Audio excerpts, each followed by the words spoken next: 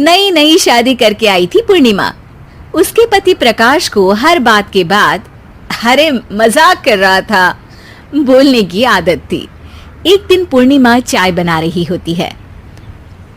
सुनो ना, ये मसाला चाय में सच में अगर मिर्ची, नमक, प्याज, लहसुन वगैरह का पेस्ट मिला दे तो चाय मसालेदार हो जाएगी ना। अरे आप कुछ भी मत बोलिए।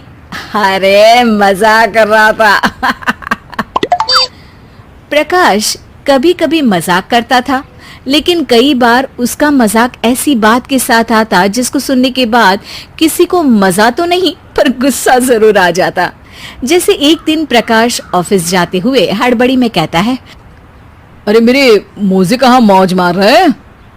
अभी लाई। पूर्णिमा प्रकाश को मोजे लाकर दे देती है। अरे मेरी फाइल कहाँ है? मैं लेट हो रहा हूँ। रुकिए अभी लाई। फाइल भी आ जाती है। अरे वो टिफिन तो ला दो, कितना लेट करवाओगी? एक तो सामान इधर उधर पटक देते हो, मुझे ढूंढ के लाना पड़ता है, फिर मुझे कहते हो कि लेट हो रहा हूँ। अरे जल्दी जल्दी हाथ चलाओ ना। 8 हाथ नहीं है मेरे, 2 ही है। ऑक्टोपस दिख रही हूँ क्या? हाँ हाँ ठीक है, जाओ जल्दी से टिफिन लेकर आओ। 2 हाथ तो है ना, उन्हीं का ठीक से इस्तेमाल कर लोगी तो लेट नहीं होऊंगा मैं। पूर्णिमा टिफिन लेकर आ जाती है। वैसे तुम थक जाती होगी ना इतना सब काम करके। हाँ और नहीं तो क्या। तो मैं कुछ इंतजाम कर लेता हूँ। काम वाली लाओगी क्या? अरे नहीं नहीं, दूसरी शादी कर लूंगा। 2 पत्नी होंगी तो काम आसानी से हो जाएगा ना। क्या? अरे मजाक कर रहा था। प्रकाश तो मैं मजाक कर रहा था कहकर वहां से चला जाता है, लेकिन पूर्णिमा के मन से प्रकाश की 2 शादी वाली बात का दुख पूरे दिन नहीं जाता। शाम को प्रकाश ऑफिस से लेट वापस आता है। हाथ मुंह धोऊंगा, टॉवेल लगा देना, फिर खाना खाऊंगा, खाना भी लगा देना। देखो लेट मत करना। सब काम आराम से ही होंगे। आप भी तो लेट आए हो ना ऑफिस से। अरे यार मैं काम कर रहा था ऑफिस में, तुम क्या कर रही हो? घर में जो खाना, साफ सफाई ये सब होता है ना, इसको भी काम ही कहते हैं वैसे। अरे ठीक है ठीक है, मैं ही कुछ करता हूँ तुम्हारी मदद के लिए। ऑफिस से आकर मेरा हाथ बटाओगे घर के काम में?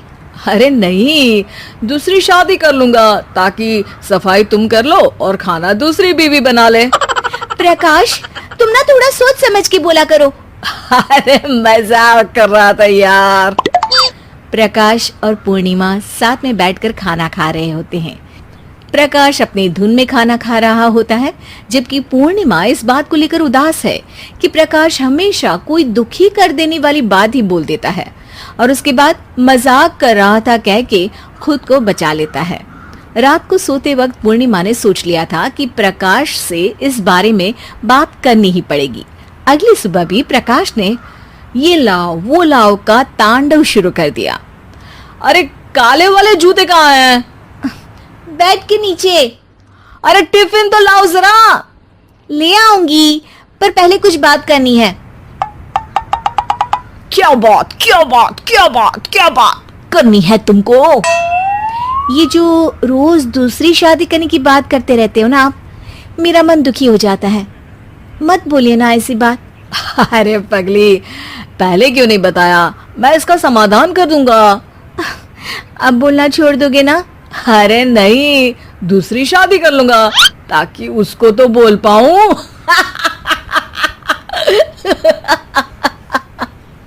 उफ़, तुम कभी नहीं सुधरोगे। मजाक कर रहा था। पूर्णिमा की बात को प्रकाश हंसी में उड़ा देता है। पूर्णिमा बहुत भारी मन से टिफिन लेकर आती है। ये लीजिए टिफिन। अरे मैं तो भूल ही गया, आज मेरे बॉस के बेटे की बर्थडे पार्टी है, तुमको भी बुलाया है, रात को तैयार रहना। रात को पूर्णिमा और प्रकाश बॉस के बेटे की बर्थडे पार्टी में पहुंच जाते हैं। वहां प्रकाश के ऑफिस के और भी लोग हैं जिनको पूर्णिमा पहले से जानती है। केक कटता है, लोग खाना खा रहे होते हैं। वहीं पूर्णिमा और प्रकाश ऑफिस के लोगों के साथ बैठे बात कर रहे होते हैं। मेरे हस्बैंड तो खुद काम भी करते हैं और बच्चों को भी संभाल लेते हैं। हाँ भाई, अरे घर के थोड़े बहुत काम तो करने ही होते हैं ना। मेरी पत्नी भी अकेले सब कब तक करेगी? मैं तो सिर्फ ऑफिस का ही काम करता हूँ, घर का सब काम तो पूर्णिमा ही करती है। पूर्णिमा, तुम अकेले सब कैसे कर पाती हो? नहीं जी, बहुत थक जाती हूँ वैसे। तो प्रकाश से हेल्प ले लिया करो ना। अरे बोला तो है इनको, पर इन्हें लगता है कि ऑफिस का काम ही सब कुछ है, तो मैंने भी एक समाधान सोच लिया है। अच्छा, क्या पूर्णिमा, घर में काम वाली बाई रखोगी क्या? अरे नहीं, दूसरी शादी करूंगी ताकि एक हस्बैंड ऑफिस का काम कर ले और एक मेरे घर में मदद कर ले। पूर्णिमा की बात सुनते ही सब कुछ सांप सूख जाता है और प्रकाश के मुंह से तो केक का टुकड़ा गिर जाता है। अरे क्या बोल रही हो? कुछ पता भी है क्या? अरे मजाक कर रही थी, वैसे ही जैसे तुम करते हो। प्रकाश का मुंह खुला का खुला रह जाता है और उनकी आंखें भी खुल जाती है। प्रकाश समझ जाता है कि हर बात के पीछे अरे मजाक कर रहा था बोलने से वो बात मजाक नहीं हो जाती।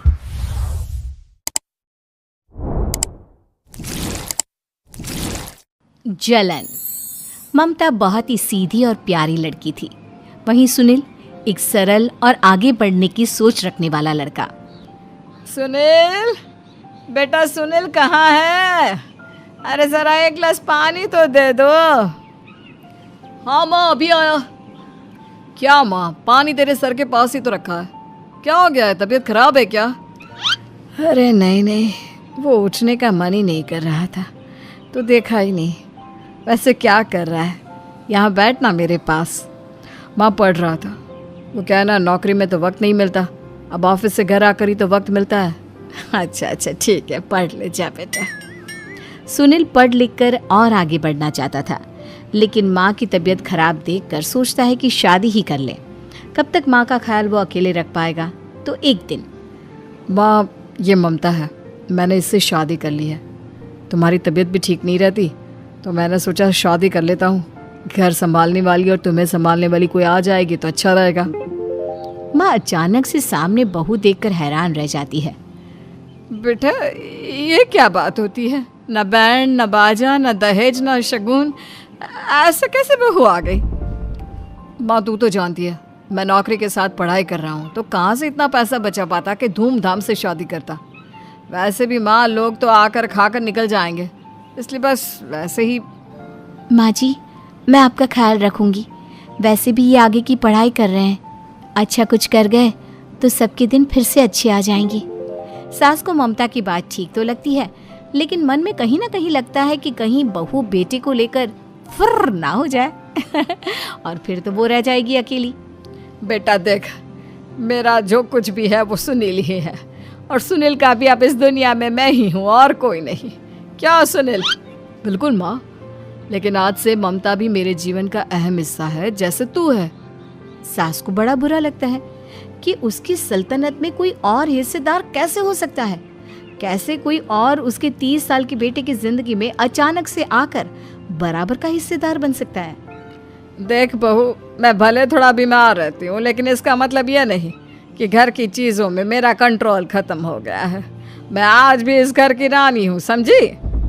बेटा सोचता है कि ये माँ को अचानक से क्या हो गया। कल तक जो माँ कहती थी कि जिंदगी का कोई भरोसा नहीं, वो अचानक से जंग के मैदान की झांसी की रानी कैसे बन गई? माँ क्या हो गया है? सब ठीक है ना? अचानक कैसी बात कर रही हो? ममता का आज पहला दिन है, स्वागत करो उसका। आसपास की आंटियों को बुलाओ, नई दुल्हन की मुंह दिखाए करवाओ। खैर, सास होने का फर्ज निभाती है और बाद में एक सहेली के साथ बाहर निकल जाती है। क्यों नहीं बताया नहीं कि बेटे का ब्याह कर रही हो? वैसे तो सारा दिन हम ही में घुसी रहती हो। अरे मुझे भी तो अभी पता चला, यूं अचानक सर पर लेकर आ गया। कहता है बहू है माँ तुम्हारी, अब इसको भी इतना ही मैं प्यार करता हूँ जितना तुझे करता हूँ। लो जी, ये क्या बात होगी? क्यों इतना प्यार करता है? अरे माँ का प्यार तो ज़्यादा होता है। अब उसको तो कोई दूसरा पति मिल सकता है, लेकिन तुम ही बताओ, क्या माँ की ममता किसी और की हो सकती है? ना जी ना, बेटे को समझाओ ये बात। अरे क्या समझाऊं, मुझे तो खुद ही समझ में नहीं आ रहा कि क्या हो रहा है। जो बेटा कल तक माँ माँ करता था, अचानक से बीवी बीवी का राग आलाप रहा है। देखा, उसकी बीवी ना सुंदर और जवान है। सुंदरता के आगे तो एक से एक नहीं टिके, तो तेरा बेटा किस खेत की मूली है। सास को भी समझ में आ जाता है कि बहू की सुंदरता के आगे माँ का प्यार किसी काम का नहीं। उधर बीवी, ए जी, अम्मा जी सहेलियों को छोड़ने गई थी, अभी तक आई नहीं, हम देख आए क्या? अरे रहने दो ना, आ जाएंगी। कहाँ जाएगी, उनकी आदत है, एक बार जाती है तो पूरी पंचायत खत्म करके ही आती है। अच्छा ही है, खाना वाना खा कर गई होगी। छोड़ो ना, घूमेगी तो खाना पचेगा, नहीं तो ऐसे ही खाट पकड़ लेगी। बहू भी शांत हो जाती है।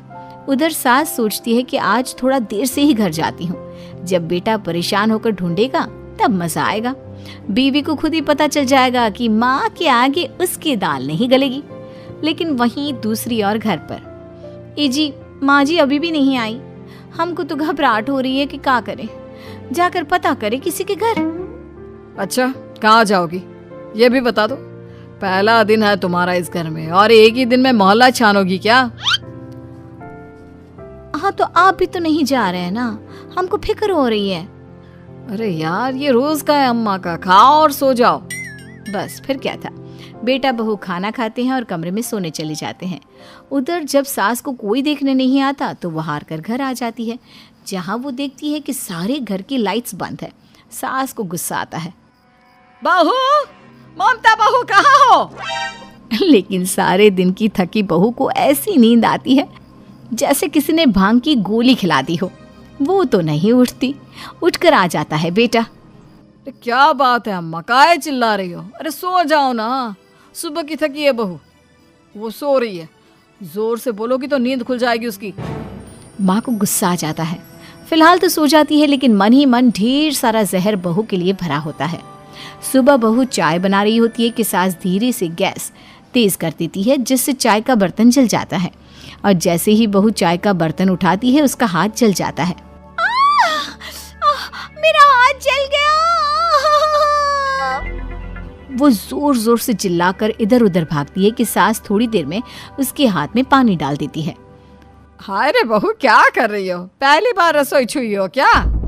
सासू माँ, गलती से गैस तेज रह गई थी और बर्तन जल गया, जिससे मेरा हाथ जल गया। हाय रे, कितना गंदा दाग। छी छी छी छी, मुझे तो उल्टी आ रही है तेरा गला हुआ मांस देखकर। तू ना मुझे अभी साथ से खाना मत लगाना। बहू भी खुद का हाथ देखती है तो उसे भी रोना आ जाता है। कुछ दिनों के बाद सास की सहेली आती है। बहू चाय बनाकर लाती है। उसके जाने के बाद सहेली कहती है, बहू की सुंदरता ऐसी है कि कोई भी दीवाना हो जाए। वैसे तेरे बेटे का क्या हाल है? अरे वैसा ही है, बहू के पीछे लट्टू। क्या करूं, कुछ समझ में नहीं आ रहा। मैंने तो बहू के चेहरे पर दिवाली के पटाखे की चक्री फेंक दी, उसका पूरा चेहरा जल गया। अब देखो ना रही सुंदरता, और ना ही अब मेरा बेटा उसे पूछता है।